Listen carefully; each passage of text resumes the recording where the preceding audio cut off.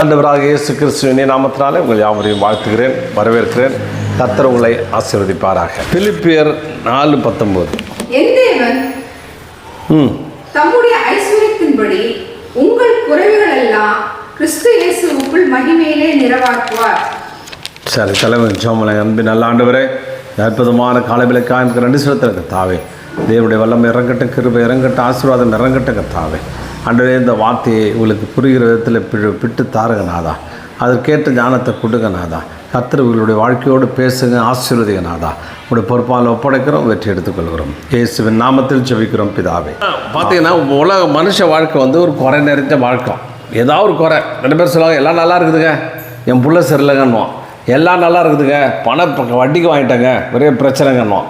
எல்லாம் நல்லா இருக்குதுங்க, எல்லாம் சரியாக இருக்குதுங்க, எனக்கு வந்து உடம்பு சரியில்லைங்க, இப்படின்னு சொல்லிட்டு மனுஷ வாழ்க்கையை குறை. சில பேருக்கு வாழ்க்கையே குறை தான். எப்போ பார்த்தாலும் குறை. இந்த குறைவை எப்படி நிறைவாக்குறது அப்படின்னு நம்ம வாழ்க்கை ஃபுல்லாக ஓடிக்கிட்டே இருக்கிறோம். ஆனால் குறை நிறைவாதான்னு பார்த்தா குறை பெரிய குறையாக ஆகிடுது, இன்னும் பெரிய குறையாகுது. நாளுக்கு நாள் குறை பெருசாகிட்டே போய்ட்டு அந்த குறையை நிறைவேற்ற முடியாமல் நம்ம ரொம்ப கஷ்டப்பட்டுருக்குறோம். ஆண்டவர் பார்க்குறாரு, இந்த குறைகள்லாம் உண்டு. இந்த குறைகள்லாம் மனுஷ வாழ்க்கை வந்து குறைவுபட்ட வாழ்க்கை, ஏதாவது குறைவில் கஷ்டப்பட்டுட்டு வேதனைப்படுற வாழ்க்கை. அதனால் இந்த வாழ்க்கையில் இவங்களுக்கு நல்லது நடக்கணும், நல்லது செய்யணும்னு விரும்புகிறார். அப்போ இந்த வசனத்தின்படி என்னங்க சொல்கிறாரு, பவுல் அப்போஸ்தலன் ஒருத்தவன் ஒரு லெட்டரில் இதை எழுதுகிறான். அதில் என்ன சொல்கிறான், அவன் பார்க்கறதுக்கு புரியாத மாதிரி இருக்குது. நான் கொஞ்சம் கொஞ்சமாக பேச நல்லா கேட்டிங்கன்னா உங்களுக்கு வந்து நல்லா புரியும். மற்ற இடத்துல இது கோயிலுக்கு குளத்துக்கெல்லாம் போனீங்கன்னா ஏதோ ஒரு சடங்கு பண்ணணும், சுற்றி வரணும், விபூதி அடிச்சுக்கணும், தேங்காய் உடச்சிக்கணும், ஒரு கற்பூரத்தை ஏற்றினா முடிஞ்சிச்சுன்னு. ஆனால் இதில் அப்படிலாம் கிடையாது, சடங்காச்சாரம் கிடையாது. காதை நல்லா திறந்து வச்சுக்கணும், என்ன சொல்கிறாங்கிறத கேட்கணும். வார்த்தையில் தான் இயேசு வெளிப்படுறாரு. இயேசு வந்து வார்த்தையின் தேவன். என்ன தேவன்? வார்த்தையில் தான் அவர் அடங்கியிருக்கிறார். வார்த்தையில் தான் இயேசு அப்படின்னா அந்த பவர் இருக்குது. இயேசு நாமத்தில் சொன்னால் அந்த அதிகாரம் இருக்குது. ஓடி போனால் அந்த கட்டளை கொடுக்குறோம். அப்போ இயேசு என்றது எல்லாம் வார்த்தையில் அவர் இருக்கிறார். அதனால் வார்த்தையின் தேவன். அதனால் வார்த்தையை நல்லா கேட்கணும், அந்த வார்த்தையின்படி நடக்கணும். அந்த வார்த்தையை முதல்ல நல்லா கேட்கணும், அந்த வார்த்தையை மனசில் வச்சுக்கணும், அந்த வார்த்தையை வந்து நல்லா சிந்திக்கணும், யோசிக்கணும், அப்புறம் அந்த வார்த்தையின்படி நடக்கணும், அப்புறம் அந்த வார்த்தையை உபயோகப்படுத்தணும். இப்படி வார்த்தையை பல விதங்களில் செஞ்சால் தான் உங்கள் வாழ்க்கை என்ன வரும், செழிப்பாக மாறும். சரி, இந்த இடத்துல சொல்கிறாரு, தேவன் தம்முடைய ஆண்டவர் எப்படி இப்போ ஒரு பணக்காரன் இருக்கிறான், நீங்கள் ரொம்ப ஏழையாக இருக்கிறீங்க, நீங்கள் போய்ட்டு அவர்கிட்ட வந்து இதாக கேட்குறீங்க. அவர் என்ன பண்ணுறார், தன்னுடைய ஐஸ்வர்யம் தனக்குள்ளே நிறைய வெயிட்டாக பணம் வச்சுருவார், அதை எடுத்து கொடுத்து உங்களை வந்து நிறைவாக்குவார். சில பேர்கிட்ட போய் சொன்னீங்கன்னா அவங்களுக்கு நான் சொல்லுவாங்க, எனக்கு ஏதாவது நான் 500 ரூபாய் இருந்தால் கொடுன்னா, நானே 2000 ரூபாய் கடனில் இருக்கேன், உனக்கு எப்படி 500 ரூபாய் தர்றது அப்படின்னா எப்படி கொடுப்பீங்க? ஆனால் தேவனுடைய ஐஸ்வர்யன்றது ரொம்ப பெரிய பணக்காரர், பெரிய ஐஸ்வர்யம்.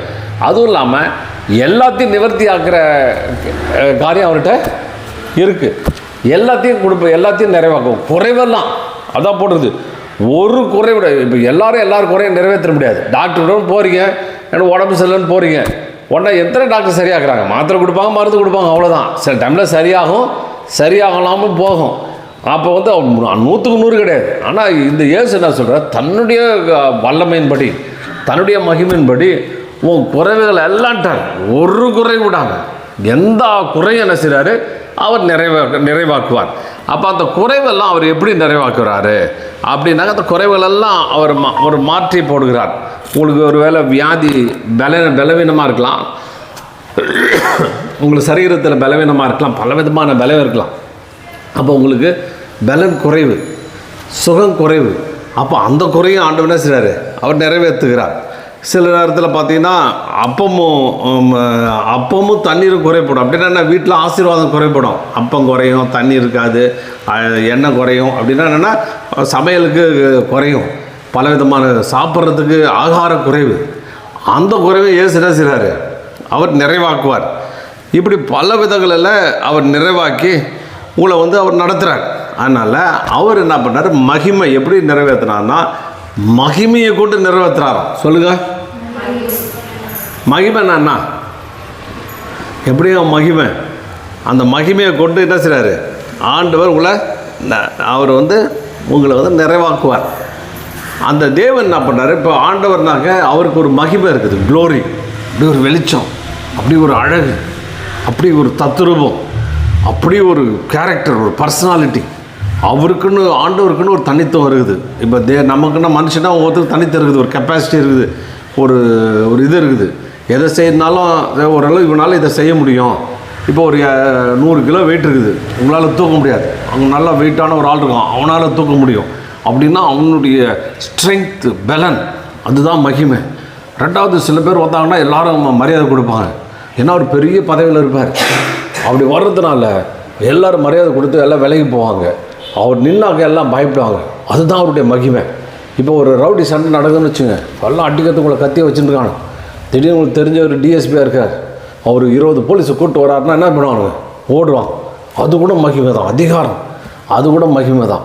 ரெண்டாவது கேரக்டர், குணம், நல்ல குணம், அன்பு, அதெல்லாம் வச்சு தான் அந்த மகிமையை பற்றி சொல்லப்படுது. அப்போ இயேசுக்கு ஒரு மகிமை இருக்குது. என்ன இருக்குது? அந்த மகிமை என்னன்னா அவருடைய ஸ்ட்ரென்த்து, அவருடைய அதிகாரம், அவருடைய அழகு, அவருடைய வல்லமை, அவரால் செய்ய முடிய காரியம். இதுதான் என்னது? மகிமை. எல்லாம் கவனிங்களா? மகிமைனா என்ன? விட்டுட்டீங்க, 2 நாள் கேளுங்க. மகிமைனா என்ன? அதிகாரம், வல்லமை, அவருடைய ஸ்ட்ரென்த்து, அவருடைய பணபலம் எல்லாம் சேர்ந்து தான் மகிமை.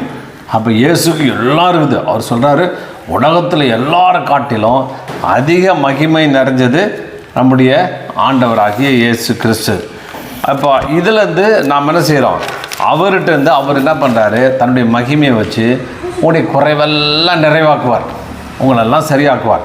சரிப்படி இந்த மகிமையை நம்ம எப்படி பெற்றுக்கொள்கிறது? ஒரு வசன வாசிகள் 1-2 கொரிந்தியர் 17 கர்த்தரே ஆவியானவர், கர்த்தருடைய ஆவி எங்கேயோ அங்கே விடுதலை உண்டு. நாம் எல்லோரும் திறந்த முகமாய் கர்த்தருடைய மகிமையை கண்ணாடியில் காண்கிறது போல கண்டு ஆவியாயிருக்கிற கர்த்தரால் அந்த சாயலாகத்தானே மகிமை மேல் மகிமை அடைந்து மறுரூபப்படுகிறோம். இது உங்களுக்கு புரியாத பாருங்க, நான் தெளிவாக சொல்கிறேன். தமிழ் ரொம்ப ஸ்ட்ராங்காக எழுதியிருக்கிறாங்க. அப்படி கர்த்தரே ஆவியானவர். சொல்லுங்க. இப்போ கடவுள் எப்படி இருப்பார்? ஒரு மாதிரி சிலை மாதிரி இருப்பாரா? அந்த சிலைலாம் பார்த்தீங்கன்னா அவன் மனசில் தோணுதை எழுதி வச்சுருக்கான், இல்லை யாராவது ஒரு மாடல் வச்சு அவரை வச்சு வணைஞ்சிருப்பான். கடவுள் எப்படி இருக்கிறார்னா ஆவியாக இருக்கிறார். என்னவா இருக்கார்? ஆவியாக இருக்கிறார். நல்ல ஒரு சிலை மாதிரியோ, ஒரு உருவம் மாதிரியோ, ஒரு மரம் மாதிரியோ, ஒரு மிருகம் மாதிரியோ, ஒரு எந்த மாதிரியோ அப்படி அவர் இல்லை. ஆவியாக இருக்கிறார்னா அப்படியே கண்ணுக்கு தெரியாத விதத்தில் இருக்கிறாரு, ஆனால் வல்லமையுடையவராக இருக்கிறாரு, பவர்ஃபுல்லாக இருக்கிறாருன்னு போட்டிருக்குது. அதில் சொல்லுவது அப்படி ஆவியாக இருக்குன்னா கர்த்தருடைய ஆவி எங்கேயோ அங்கே விடுதலை உண்டு. அப்போ ஆவியாக இருக்கிறாருனாக்க சும்மா அப்படியே ஆவி ஏதோ ஆவி பிடிச்சிட்டு போகிறதுக்கு இல்லை, ஆவியாக இருக்கிறார் அப்படிங்க வந்துட்டாரு. ஆவியாக இருக்கிறா கண்ணுக்கு தெரியாத விதத்தில் ரூபமற்றவராக உங்கள்கிட்ட இருக்கிறார். ஆனால் இந்த ஆவி அந்த ரூபம் இல்லாதவராக இருக்கிறாரு. ஆனால் அவரால் பேச முடியும், அவரால் உங்களை தொட முடியும், அவரால் உங்கள் மேலே கையை வைக்க முடியும். இன்னும் போட்டுனா இயேசு ஒரு இடத்துல சொல்கிறாரு, காற்று. இப்போ காற்று இருக்குதா இல்லையா? காற்று இருக்குதா இல்லையா? இருக்குது. எப்படி சொல்கிறீங்க? அப்படியே காற்று அடிக்குது. அப்படியே சில்லுன்னு காற்று அடிச்சுன்னா என்ன சொல்கிறீங்க? ஓ, நல்ல தென்றல் காற்றுன்றீங்க. ரொம்ப சில்லுன்னு அடிச்சுன்னா என்ன சொல்கிறீங்க? எங்கேயோ மழை பெய்யுதுன்றீங்க. ஏன்னா காற்றுல ஒரு வாசமும் வருது, மண் வாசனை அப்படியே அடிச்சுட்டு வருது. சில டைமில் சூடாக காற்று அடிக்குது, பயங்கர வெயிலாக இருக்குது, அனல் காற்று இருக்குது. அப்போ காற்று இருக்குது தெரியுது. ஆனால் காற்று எப்படி சொல்கிறீங்கன்னா உணர்றீங்க இல்லையா? உணர்றீங்க, ஃபீல் பண்ணுறீங்க, உணர்றீங்க, உங்களுக்கு படுறத உணர்றீங்க. அது மாதிரி தான் இயேசு, அது மாதிரி தான் தேவனும். அவர் இருக்கிறத பார்க்க முடியாது, இந்த கண்ணில் பார்க்க முடியாது. ஆனால் அவர் உங்களை தொடர்றதை தெரிஞ்சுக்க முடியும், அவர் உங்கள்கிட்ட பேசுறதை தெரிஞ்சுக்கொள்ள முடியும், உங்களை அப்படியே நிரப்புறதை தெரிஞ்சுக்கொள்ள முடியும். அப்போ கர்த்தருடைய ஆவியானவர் இங்கே இருக்கிறார். எப்படின்னா அவர் விடுதலை உண்டாக்கிட்டு இருக்கிறாரு. என்ன விடுதலை? நீங்கள் பலவிதமான உடம்பு பிரச்சனைன்னு வச்சுங்களேன், வியாதியில் கட்டப்பட்டிருக்கீங்கன்னு வச்சுங்க, அந்த வியாதியிலேருந்து இயேசு விடுதலை ஆக்குறாரு. அல்லேலூயா, சொல்லுங்க பார்க்கலாம். இயேசு அப்போ விடுதலை ஆச்சுன்னா இங்கே ஆவியானவர் இருக்கிறாருன்னு அர்த்தம். அன்றைக்கி கூட ஒருத்தர் வந்தார், இங்கே ஜெபம் பண்ண நிறைய பேர் உடனே விடுதலை பெற்றீங்க, திரும்பி வந்துருச்சு, அது வேற கதை. ஆனால் விடுதலை ஆகுதுன்னா அப்போ அங்கே என்ன இருந்திருக்காரு? தேவன் இருந்திருக்கிறார். அவர் ஆவியாக இருக்கிறாரு. ஆவியானவர் எங்கே இருக்கிறோம் அங்கே விடுதலை இருக்குது. இப்போ உங்களை கவலையோடு இருப்பீங்க, கவலையில் இந்த வார்த்தைகள் உங்களுக்குள்ளே போகும்போது தொட்ட மாதிரி இருக்கும், உடனே உங்களுக்கு விடுதலை ஆடும். ஏன் உங்களை சபைக்கு வர சொல்லணும்னா ஆவியானவர் இங்கே இருக்கிறார். அல்லேலூயா. ஆவியானவர் இங்கே இருக்கிறதுனால உனக்கு இருக்கிற மனக்குறைவெல்லாம் அவர் விடுதலை ஆக்குறார். மனக்குறைவை எடுத்து போடுறாரு. அதே டைமில் உங்களுக்கு கண்ணுக்கு தெரியாத விதத்தில் வேலை செய்கிறார். வேலை செஞ்சு உங்கள் வாழ்க்கையில் இருக்க பிரச்சனைலாம் மாற்றுறார். உங்களோட போராட்டங்களுக்கு முடிவு உண்டாக்குறாரு. உங்கள் சூழ்நிலையை முடிவு உண்டாக்குறாரு. உங்களோட விடுதலை ஆக்குறாரு. நிறைய பேர் நான் டிவியில் பார்த்தேன், ஒருத்தன் வந்து கேட்குறான், ஐயா என் கடன் பிரச்சனை தெரியறதுக்கு வழி சொல்லுங்க. நான் பார்த்ததை சொல்கிறேன். அவன் பார்த்தோன்னா அங்கே ஒருத்தன் உட்காந்துருக்கான். அவன் சொல்கிறான், நீ வந்து உன் கடன் பிரச்சனை தெரியறதுக்கு ஒரு அருமையான ஐடியா சொல்கிறேன். நீ என்ன செய்ய, இங்கேருந்து வைத்தீஸ்வரன் கோயில் தெரியுமா உங்களுக்கு இடம்? வைத்தீஸ்வரன் கோயில் எல்லாம் புண்ணிய ஸ்தலமா, மாயிரம் தாண்டி இருக்குது. அந்த வைத்தீஸ்வரன் கோயிலுக்கு வந்து இங்கேருந்து போயிட்டு இறங்கி ஏதோ மாயூரத்தில் இறங்கி அங்கேருந்து டிக்கெட் எடுத்துகிட்டு போ. அங்கே போனால் நிறைய சிலைங்க இருக்கும். ஒவ்வொன்றும் ஒரு ஒரு திசையில் இருக்கும். வடக்கு பார்த்து ஒரு திசை இருக்காது. அந்த வடக்கு பார்த்த திசைக்கு வெள்ளினால் ஒரு சிலையை செஞ்சு கொண்டு போய் வச்சிருவோம், கடன் பிரச்சனை தீரும் அப்படின்றான். அவன் ஏற்கனவே கடனக்காரனாக இருக்கிறான், வழியாமல் இருக்கான். அவனுக்கு என்ன இவர் வழி கொடுக்குறாரு? இன்னும் கடன்காரனாகிறதுக்கு வழி சொல்கிறார். நீ போய் இவன் பஸ்ஸை பிடிச்சி போகிறதுக்கு, அதுக்கப்புறம் வெள்ளி சிலையை செஞ்சு அவன் எதுக்கு அவனே கடன் வாங்கிட்டு இருக்கான, பின்ன இன்னொரு கொஞ்சம் கடன் வாங்குவான். கடன் வாங்கி கொண்டாந்து அங்கே வச்சாக்க சரியாயிடும். அப்படின்னா என்ன அர்த்தம்? இன்னும் கடன்காரனாகி போடா அப்படின்னு அர்த்தம். ஆண்டவர் உங்கள்கிட்ட காசு கேட்பாரா? எள்ளி சிலை செஞ்சு கொடு, அது செஞ்சு கொடு, கூழ் ஊற்று, எனக்கு அதை ஊற்று, இதை ஊற்றுன்னு. அவருக்கு நான் பசி எடுக்கும்போது கூழ் குடிக்கிற ஆளா அவர்? வேறு எதாவது இதாக செய்கிற ஆளா? ஒன்றும் அவருக்கு கேட்கவே மாட்டேன். அப்படி கேட்குற ஆண்டவரும் கிடையாது.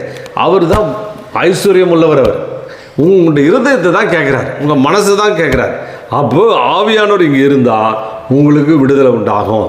ஆவியானவர் இருக்கிறான்னு சொல்லி உங்களுக்கு ஒரு நம்பிக்கை இருந்ததுன்னா, விசுவாசம் இருந்ததுன்னா, இன்றைக்கி உங்கள் பிரச்சனை எல்லாம் விடுதலை உண்டாகும். அல்லேலூயா.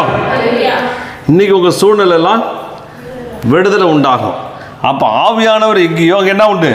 விடுதலை உண்டு. சொல்லுங்க பாலாம். ஆவியானவர் எங்கேயோ அங்கே விடுதலை உண்டு. கர்த்தரே ஆவியானவர். கர்த்தரே ஆவியானவர். இயேசு எப்படி இருக்கிறாரு? கர்த்தர்னா கடவுள் எப்படி இருக்கிறாரு? ஆவியா இருக்கிறார். ஆவியா இருக்கிற புகை மாதிரி இல்லை, அப்படியே கண்ணுக்கு தெரியாத விதத்தில் தென்றல் மாதிரி காற்று மாதிரி உங்ககிட்ட இருக்கிறார். அதனால் எங்கே போனாலும் உங்க கூட வருவார். அவர் எங்கே இருக்கிறாரோ அவரை நீங்கள் வரவேற்கும் போது உங்களுக்கு பரிபூர்ண விடுதலையை தேவன் தருகிறார். அல்லேலூயா. அப்போது நாம் எல்லோரும் திறந்த முகமாய் கர்த்தருடைய மகிமையை கண்ணாடியிலே காண்கிறது போல கண்டு, ஆவியாய் இருக்கிற கர்த்தராலே அந்த சாயலாகத்தானே மகிமையின் மேல் மகிமை அடைந்து மறுரூபப்படுகிறோம். இப்போ உங்களுக்கு புரிஞ்சுதா? கர்த்தரே ஆவியானவர். கர்த்தருடைய ஆவி எங்கேயோ அங்கே விடுதலை உண்டு. அந்த வசனம் புரியுது. கர்த்தர் ஆவியானவரை புரிஞ்சிச்சுன்னா அவர் ரூபமாக இல்லை. ஆண்டவர் கடவுளை வந்து ரூபமாக படைக்க முடியாது. ரூபமாக எப்படி கொண்டு வர முடியும்? அவர் வந்து மகா பெரிய வல்லமை உள்ளவர். அதனால அவர் சர்வத்தையும் அரசாளுகிறவர், எல்லாத்தையும் கண்ட்ரோலில் வச்சுருக்கிறவர். போயிட்டு ஒரு ரூபமாக மாற்ற முடியாது. அது ஆண்டவர் ரொம்ப வெறுக்கிறார். என்னுடைய மகிமையை அசிங்கப்படுத்திட்டீங்கன்றார். சில இடத்துல சொல்கிறார், என்னுடைய க்ளோரி, என்னுடைய மகிமையை வந்து ஊரும் பிராணிகள். ஒரு வாசகம் ஒன்று, எப்படி எனில் காணப்படாதவர்களாகி அவருடைய நித்திய வல்லமை தேவத்துவம் அவைகள் உண்மையாக உண்டாக்கும் முதல்ல தெளிவாக காணப்படும். அவர்கள் தேவனை அறிந்தும்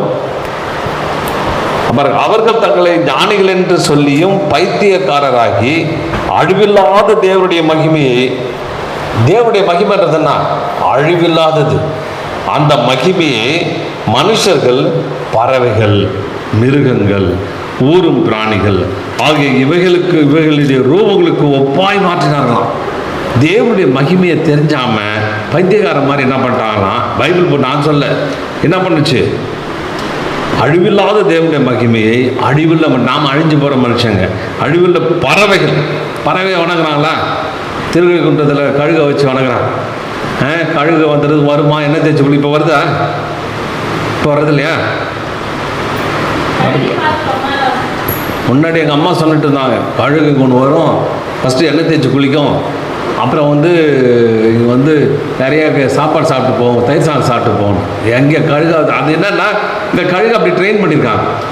அப்படி ட்ரெயின் பண்ணி இங்கே வந்து சேர்த்துக்கு செஞ்சுட்டு போனோம். அப்புறம் கழுகு செத்து போச்சு. ட்ரெயின் பண்ணுறதுக்கு யாரும் இல்லை, அதனால் கழுகே காணும். அப்போ கழுகு காணுன்னாக்கா அவ்வளோதான், கடவுள் போயிட்டாரா, விட்டுட்டு போயிட்டாரா? அப்படிதான் ஊரும் பிராணிகள், பறவைகளுக்கு ஒப்பா மாற்றிட்டாங்க. இது பறவைங்க, கழுகு ஒரு கடவுள், காக்கா கூட ஒரு கடவுள் தானே. காக்கா ஒரு கடவுள், இப்படி எத்தனை என்னென்னத்துக்கோ கடவுளாக மாற்றிட்டாங்க. அப்புறம் மிருகங்கள், மிருகத்தெல்லாம் கடவுளாக மாற்றிட்டாங்க. என்ன மிருகம்? மாடு கடவுளாக மாற்றிட்டாங்க, குரங்க கடவுளாக மாற்றிட்டாங்க. இப்படி பலவித மிருகங்களாக மாற்றி அவங்க அது வந்து அவர் மகிமையை கேவலப்படுத்திட்டாங்க, அசிங்கப்படுத்திட்டாங்க அப்படின்னு சொன்னார். அது சொல்கிறாரு, ஸ்தோத்தரியாமலும் இருந்து தேவன ஸ்தோத்திர வந்து தங்கள் சிந்தனையினாலே வீணாக போயிட்டாங்க. வீணாக போட்டு அவருடைய உணர்வில்லாத இருதயம்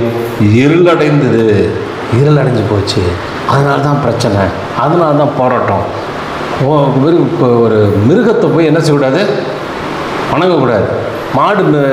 மாடே நீங்கள் புல் போட்டால் தின்னுது, அதுக்கிட்ட போய்ட்டு என் பிரச்சனை திறனா அது என்ன செய்யும்? அது உங்களுக்கும் ஒன்றுமே தெரியாது.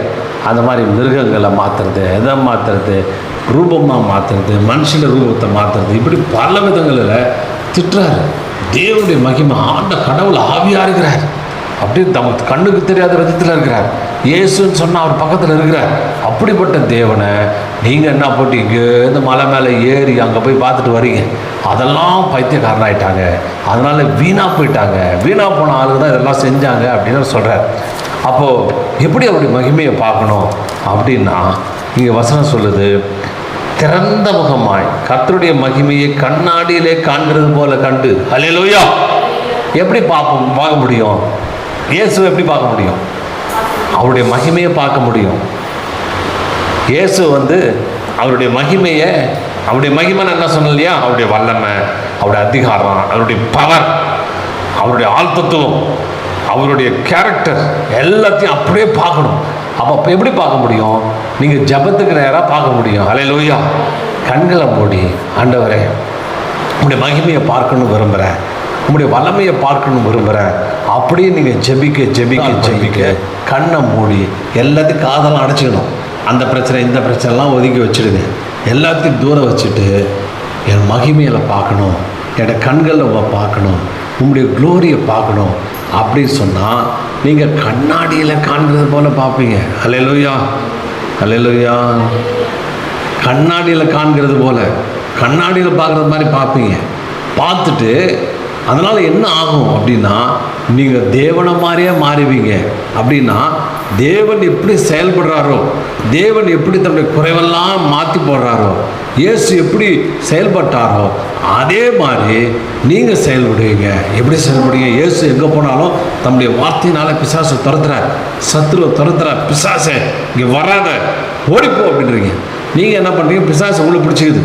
நீங்கள் அங்கே ஓடி இங்கே ஓடி ஜெபம் பண்ணுறீங்க. நாங்களும் என்ன பண்ணுறோம்? இயேசு நாமத்தை சொல்லி ஜெபம் பண்ணுறோம், உங்களுக்கு உடனே விடுதலை ஆகுது. இது நீங்கள் சார் நல்லா ஜெபம் பண்ணிங்கன்னா நீங்களே அந்த வல்லமை என்ன செய்யலாம்? எடுத்துக்கலாம். எடுத்துட்டு இயேசுவின் நாமத்தினால என் குடும்பத்தில் என் சரீரத்தை தொடக்கூடாது அப்படின்னு கட்டிஞ்சு ஜெபம் பண்ணால் உங்களுக்கு விடுதலை ஆகிடும். ஆமென். இப்போ கூட ஒரு பொண்ணு எனக்கு ஜெபத்தில் வந்துச்சு, முந்தா நேற்று ஜெபத்தில் வந்துச்சு. அந்த பொண்ணோட பிரச்சனைன்னா, பிசாசு திடீர்னு நைட்டு ஏதோ கனவு பார்த்துட்டே இருந்திருக்குது. கனவு வழியாக மண்டைக்குள்ளே வந்துருச்சான். காலையிலேருந்து மண்டைக்குள்ளே யாதோ எலி ஓடுற மாதிரி இருக்குதான். மண்டையில் கொட சத்தம் வருதான். ஒரு கை என்ன பண்ணுதான், அப்படியே மண்டையை பிடிச்சி முடியை பிடிச்சி இழுக்குதான். அதுவே அதை முடியை பிடிச்சி இழுத்துக்குதான். இழுத்துக்கிட்டு ஒரு இதில் வந்து ஒரு பெரிய கையில் அவ்வளவு தான் கையை தன்னாலே கண்ட்ரோல் பண்ண முடியும். கண்ணை பிடிங்க வெளியில் போட்டுடலான்னு சொல்லிட்டு கண்ணுக்கு நேரம் போதும். இந்த பொண்ணு வேணாம், நான் தொடமாட்டேன் இடமாட்டேன்னு போட்டு புருஷனுக்கு ஃபோன் பண்ணி, யாருமே இல்லை வீட்டில். புருஷன் நேற்று மதியானம் புருஷனுக்கு ஃபோன் பண்ணி எப்படியாவது வர வச்சு டாக்டர்கிட்ட போய் அட்மிட் ஆகலாம், இது என்னவோ புதுசாக இருக்குன்னு சொல்லிட்டு அப்புறம் எனக்கு ஃபோன் பண்ணிச்சு. நான் ஜோம் பண்ண உடனே உள்ளே இருக்க பிசாசு ஓன்னு அழுகுது. நான் நிம்மதியாக இருக்க விட மாட்டேறேன், நான் ஜோம் பண்ண துரத்திக்கிட்டே இருக்கிறேன், எனக்கு நீ ஒன்றால் என் நிம்மதியாக போச்சு அப்படி, நீ என் கையில் இருக்க.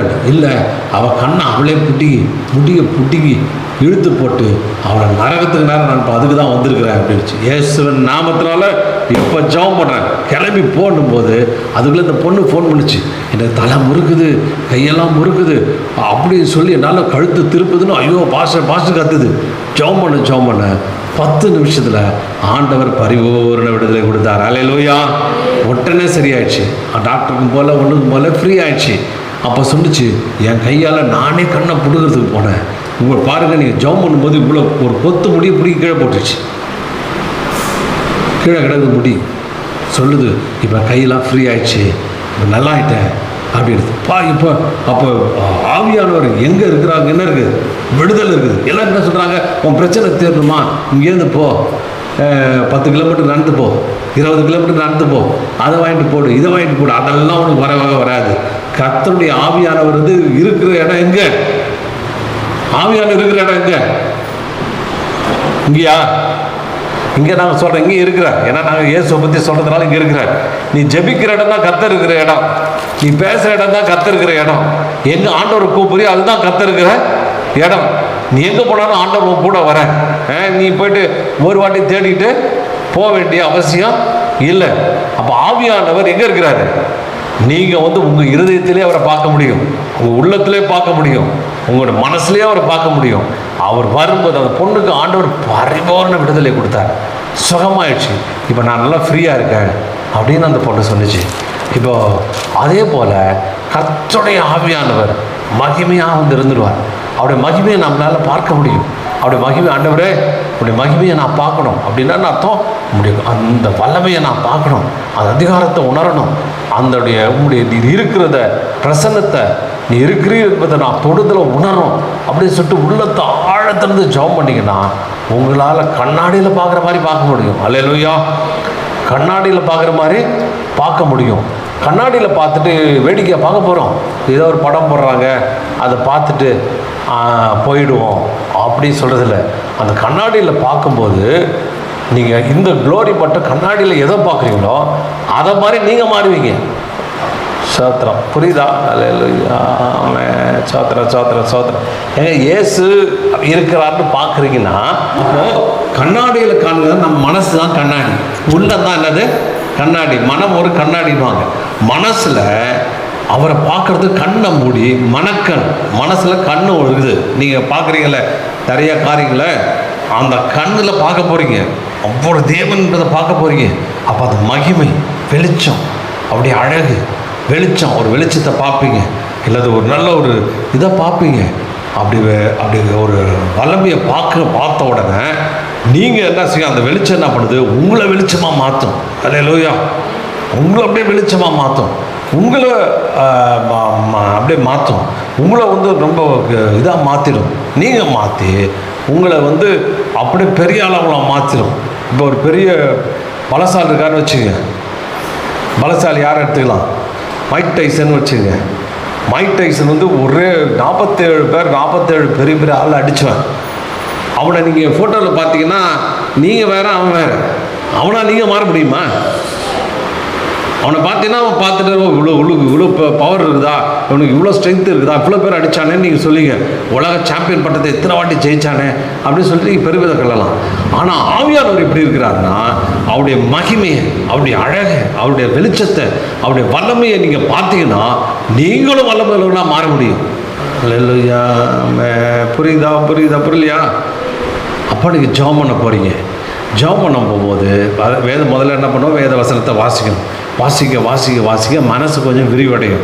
இப்படிலாம் எழுதியிருக்காரா, இதுதான் ஆண்டவருடைய கேரக்டரா, இவர் விடுவிக்கிறாரா, இவர் நல்லது செய்கிறாரா, இவர் கிருபை செய்கிறாரா அப்படின்னு சொல்லி உங்களுக்கு புரிய ஆரம்பிக்கும். அப்படியே கண்களை மூடி ஆண்டவரே அப்படின்னு நீங்கள் ஜெபம் பண்ணும்போது உங்களுடைய மகிமையை பார்க்கணும் ஆண்டவரே, உங்களுடைய வல்லமையை பார்க்கணும் ஆண்டவரே, உங்களுடைய அதிகாரத்தை பார்க்கணும் ஆண்டவரே, உங்களுடைய கிருபையை பார்க்கணும் ஆண்டவரே அப்படின்னு சொல்லும்போது உங்கள் இருதயத்துக்குள்ளே ஒரு பெரிய மாறுதல் ஆண்டவர் செய்வார், கொண்டு வருவார். உங்கள் மனக்கண்ணில் ஒரு ஃப்ளாஷை கொண்டு வருவார், ஒரு வெளிச்சத்தை கொண்டு வருவார், ஒரு உருவத்தை கொண்டு வருவார், ஒரு கிருபையை கொண்டு வருவார். வந்தவுடனே பார்த்த உடனே நீங்கள் என்ன பண்ணுவீங்க, மறுரூபப்படுவீங்கன்னா நீங்கள் மாற்றம் அடைவீர்கள். அல்லேலூயா! உடனே தாடி வச்சுக்கிட்டு முடி வச்சுடுவோம் அப்படி மாற மாட்டீங்க, உள்ளுக்குள்ளே ஸ்ட்ராங்காக மாறிடுவீங்க. அல்லேலூயா! உள்ளுக்குள்ளே வல்லமையுள்ளவராக மாறிடுவீங்க, உள்ளுக்குள்ளே பலசாலியாக மாறிடுவீங்க. உங்களுக்குள்ளே எதையும் சாதிச்சிடலாம், நம்ம ஜெயிச்சிடலான்ற ஒரு விசுவாசத்தை நீங்கள் செய்ய பெற்றுக்கொள்வீங்க. இயேசு விசுவாசம் நிறைந்தவராக அவர் சொல்கிற வார்த்தைகள் அப்படியே நடக்குது. அதே மாதிரி அதை அப்படியே கிராஸ் பண்ணும்போது, அதை இழுத்துக்கும் போது நீங்கள் அப்படியே என்ன செய்வீங்க, அப்படியே மாறுவீங்க. அல்லேலூயா! அதெல்லாம் வேணாயா, ஏதோ கொஞ்சம் கிடைச்சா போதும், ஏதோ ஒரு 5-10 கிடைச்சா போதும், எனக்கு என்ன பெரிய ஆசைலாம் கிடையாது அப்படின்னா ஆண்டவர்களை பார்த்து என்ன செய்கிறாரு, பரிதாபப்படுறாரு. அப்படியே என்னுடைய வல்லமையை அப்படியே பெற்றுக்கொள்கிறார், என்னுடைய அதிகாரத்தை அப்படியே பெற்றுக்கொள்கிறேன். அப்போ இருதயத்துக்குள்ள மனக்கண்ணில் ஒரு பெரிய ஃப்ளாஷ் அடிக்கிறாரு, பெரிய காரியங்களை அவர் செய்கிறார். ஒரு சின்ன கதையை சொல்லி முடிக்கணும்னு விரும்புகிறேன். இந்த சண்டே கிளாஸில் இந்த கதையெல்லாம் சொல்லுவாங்க, நான் கேட்டிருக்கிறேன். அதாவது ஒரு ராஜா என்ன பண்ணாராம், ஒரு பெரிய போட்டி வச்சார். போட்டி வச்சு அவர் வந்து மலை மேலே டைனிங் சாப்பாடு சாப்பிட்ற ஒரு இடத்த ரெடி பண்ணார். பண்ண உடனே அவங்க நாடு ஃபுல்லாக தண்டரை போட்டாங்களாம். 2 ஓவியக்காரர் ஆர்டிஸ்ட், அவங்க தெரியல, அழகாக படம் வரைகிற 2 பேரை செலக்ட் பண்ணோம். தேசம் போய்ட்டு டெஸ்ட்டு வச்சு போட்டி வச்சு செலக்ட் பண்ணி 2 பேரை செலக்ட் பண்ணி எடுத்து வந்தாலும் அவன் சொன்னான், ராஜா சாப்பிட்ற அந்த மணிமண்டபத்தில், அந்த மண்டபத்தில் 2 செவுறு இருக்குது. ஒரு செவுறு 2 செவுரை ரொம்ப அழகாக சித்திரம் தீட்டணும். அந்த அழகாக சித்திரம் தீட்டினா அந்த அழகை ராஜா பார்த்துக்கிட்டே சாப்பிடுவார், அது அலங்கரிப்பாக இருக்கும். அதனால் செய்யுன்னு சொல்லிட்டு 2 ஆர்டிஸ்ட் 2 ஓவியக்காரனை கூட்டு வந்து பொறுப்பை ஒப்படைச்சி சொல்லிட்டாங்களாம். ராஜா நல்ல சம்பளம் கொடுப்பாரு. அதே டைமில் இது 2 பேரில் யார் பெஸ்ட்டோ அவங்களுக்கு ஒரு நாட்டே எழுதி தராரு அப்படின்னு சொல்லிட்டாங்களாம். ஒன்றா 2 பேரும் மும்முரமாக எத்தனை நாட்கள் அப்படின்னு பார்த்தீங்கன்னா 30 நாட்கள் டைம். 30 நாளில் 2 செவத்துலேயும் 2 பேரும் அழகாக வரையணும் அப்படின்னு சொல்லிட்டாங்களாம். ஒருத்தன் என்ன 2 பேரும் இறங்கிட்டாங்க, எனக்கு முன்னாடி திரை கட்டிட்டாங்க. ஏன்னா கடைசி திறப்போட அன்றைக்கி தான் பார்க்கணும், திறப்போடாத அன்றைக்கி தான் பார்க்கணும் சொல்லிட்டு ஸ்க்ரீன் போட்டாச்சு. 2 பேரும் வேலை செய்ய ஆரம்பித்தாங்க. ஒருத்தன் என்ன பண்ணான், கல் 2 பேரும் கல்லுகளுக்கு வித்தியாசமான கல், அங்கே அந்த பெரிய கல் சோறு தானே அது, அந்த கல் சோறில் வந்து தேய்க்க ஆரம்பித்தான். வித்தியாசமான கல்லை தேய்க்க ஆரம்பித்தான். இவனும் தேய்க்க ஆரம்பித்தான். கிட்டத்தட்ட 10 நாள் 2 பேரும் தேய்ச்சி மழை ஆக்கிட்டு இருக்கானுங்க. இவனும் தேய்ச்சிட்டான். 15வது நாள் இவன் வரைய ஆரம்பிச்சிட்டான். ஒருத்தன் என்ன பண்ணுறான், தேய்ச்சிக்கிட்டே இருக்கிறான். இவன் வரைய ஆரம்பித்தா கொஞ்சம் கலர்லாம் அப்படி போட்டால் ஒன்றும் தெரியல, என்னமோ போட்டு பண்ணிட்டு இருக்கான். கொஞ்ச நேரம் பார்த்தா ஒரு அழகாக மலை தெரியுது. அப்படியே பச்சை பண்ணான். 25 நாள் ஆச்சு. இவன் என்ன பண்ணுவான்னு பார்த்தாக்க அப்போயாவது பெயிண்டிங் ஆரம்பிச்சிருவான்னு பார்த்தாக்க பெயிண்டிங் ஆரம்பிக்கல. இன்னும் கல் போட்டு வித்தியாசமாக கல் ஏகப்பட்ட தேய்க்கிற கல் எடுத்துகிட்டு வந்துட்டான். தேய்ச்சி அவன் தேய்ச்சிக்கிட்டே இருக்கிறான். 26வது நாள் இருக்குது. இவன் டிராயிங் கிட்டத்தட்ட 60% வந்துருச்சு. லைட்டாக மலை தெரியுது, அழகான காடு தெரியுது, ஒரு அழகான நிலவு தெரியுது, ஒரு மானட்டை துள்ளுற மாதிரி வரைச்சிட்டு இருக்கிறான். 28 நாள் ஆச்சு. ஐயோ, இவன் என்ன பண்ணுறான், இன்னும் தேய்ச்சிட்டு இருக்கிறான். தேய்ச்சிட்டு இன்னும் வித்தியாசமான கல்லை கொண்டு வந்து இன்னும் தேய்ச்சிட்டு இருக்கிறான். இவன் 29 நாள் முடிச்சு ஃபைனல் டச் வந்துட்டான். ரொம்ப அழகாக அதை வரைஞ்சிட்டான். கண்கொள்ளா காட்சியாக ஒரு இயற்கை எழில் அப்படி பொழுகுது. பச்சை கலரில் ஒரு மேகம், சரி மலை, அதில் மேகம், அதில் வந்து காடு, ஒரு மான் துள்ளுற மாதிரி அழகாக பறவைலாம் வச்சு வரைஞ்சிட்டான். முடிக்கிறேன்னு இந்த மக்கள்லாம் பயப்படுறாங்க. இவனை பார்த்தா 29வது நாளும் தேய்ச்சிட்டு இருக்கிறான். ஃபுல்லாக தேய்ச்சி எடுத்து க்ளீன் பண்ணிட்டு இருக்கிறான். இன்னும் சின்ன கல்லை ஒன்று தேய்க்கிறான். ஒன்று 30 நாள் டைம் முடிஞ்சிடுச்சு. ஒரு பக்கம் ஜனங்கள்லாம் பயம், எப்படியும் ராஜா கோவம் வந்து அந்த நாட்களில் சும்மா விடுவார், கழுத்தை சீவிடுவார். இந்த 2வது ஓவியக்காரன் அவ்வளோதான், கழுத்தை சீவிட்டார், செத்துட்டான்டா அப்படின்னு சொல்லிட்டு எல்லாரும் உட்காந்துருக்காங்க. முதல்ல எல்லாம் அன்றைக்கி நாள் குறிக்கப்பட்டது, எல்லாம் வந்துருக்காங்க. வந்தோடனே முதல் ஸ்க்ரீனில் திறந்தா அழகான அந்த ஓவியம், ரொம்ப அற்புதமான மலை, அதில் ஒரு நீர்வீழ்ச்சி விழற மாதிரிலாம் காமிச்சு, பறவைகள்லாம் காமிச்சு, அங்கே இருக்கிற மான்கள்லாம் தொடுற மாதிரி காமிச்சாங்க. எல்லோரும் கை தட்டுறாங்க, ஒரே தட்டி ஆரவேரம். ராஜாவுக்கு ரொம்ப சந்தோஷம். இப்போ அடுத்தது திறக்க போகிறாங்க, என்ன நடக்க போகுதுன்னு தெரியல. எல்லாம் பயந்துட்டு உட்காந்துருக்கும் போது அப்படியே ஸ்க்ரீனை திறக்கிறாங்க. திறந்து முடிச்சா அங்கே பார்த்தா பளீர்னு ஃபஸ்ட் கிளாஸ் ஓவியம் ஒன்று தெரியுது. என்னன்னு பார்த்தா எய்த்தாப்பில் இருக்கிற மலை, அது பக்கம் இருக்கிற நிலவு எல்லாம் அழகாக அப்படியே ரிஃப்ளெக்ட் ஆகுது, அப்படியே பிரதிபலிக்குது. அவன் என்ன பண்ணியிருக்கான், தேய்ச்சி அந்த செவுத்தை கண்ணாடி மாதிரி ஆகிட்டான், சுத்தமாக கண்ணாடி ஆகிட்டான். அது என்ன பண்ணுது, அங்கே இருக்கிற சூரியன் மற்ற எல்லாத்தையும் அதில் காமிக்குது. சூரியன் நவரும்போது அதுவும் நவருது, நிலவு நவரும்போது அப்படியே ரிஃப்ளெக்ட் ஆகுது. பார்த்துட்டு எல்லாரும் ஆச்சரியப்பட்டாங்க.